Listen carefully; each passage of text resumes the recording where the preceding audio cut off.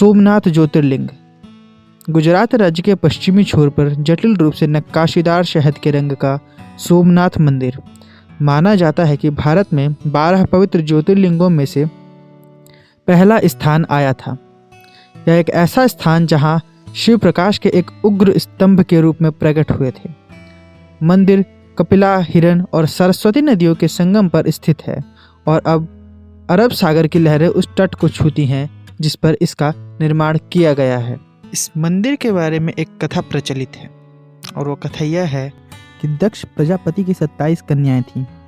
उन सभी का विवाह चंद्रदेव के साथ हुआ था, किंतु चंद्रमा का समस्त अनुराग व प्रेम उनमें से केवल रोहिणी के प्रति ही रहता था।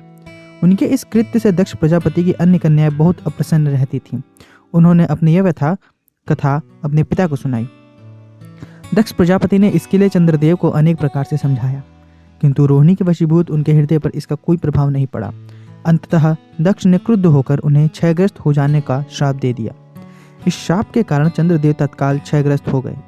उनके क्षयग्रस्त होते ही पृथ्वी पर सुधा, शीतलता, वर्षण का उनका सारा कार्य रुक गया। चारों ओर त्राही त्राही मच गई।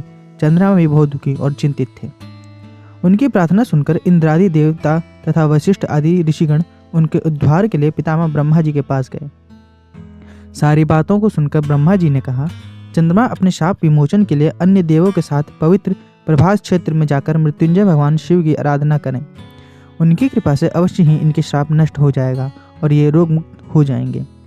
उनके कथा अनुसार चंद्रदेव ने मृत्युंजय भगवान की आराधना का सारा कार्य पूरा किया। उन्होंने घोर तपस्या करते हुए 10 करोड़ बार मृत्युंजय मंत्र का जाप किया।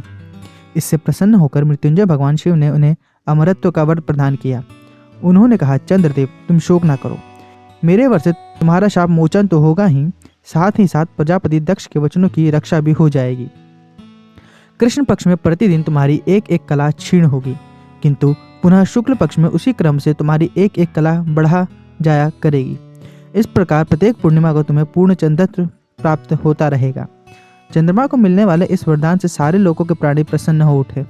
सुधाकर चंद्रदेव पुनः 10 दिशाओं में सुधा वर्षण का कार्य पूर्ववत करने लगे। शाप मुक्त होकर चंद्रदेव ने अन्य देवताओं के साथ मिलकर मृत्युंजय भगवान से प्रार्थना की कि आप माता पार्वती जी के साथ सदा के लिए प्राणों के उद्धारार्थ यहाँ निवास करें। भगवान शिव उनकी इस प्रार्थना को स्वीकार करके ज्योतिर्लिंग के रूप में माता पार्वती जी के साथ तभी से यहाँ रहने लगे। पावन प्रभास क्षेत्र में इस सोमनाथ ज्योतिर्लिंग की महिमा महाभारत, श्रीमद् भागवत तथा स्कंद पुराण आदि में विस्तार से बताई गई है। चंद्रमा का एक नाम सोम भी है। उन्होंने भगवान शिव को ही अपना नाथ स्वामी मानकर यहाँ तपस्या की थी। अतः इस ज्योतिर्लिंग को सोमनाथ कहा जाता है। इसके दर्शन, पूजन, आराधना से भक्तों के जन्म जन्मांतर के सारे पाप को दुष्टकृत्य विनष्ट हो जाते हैं।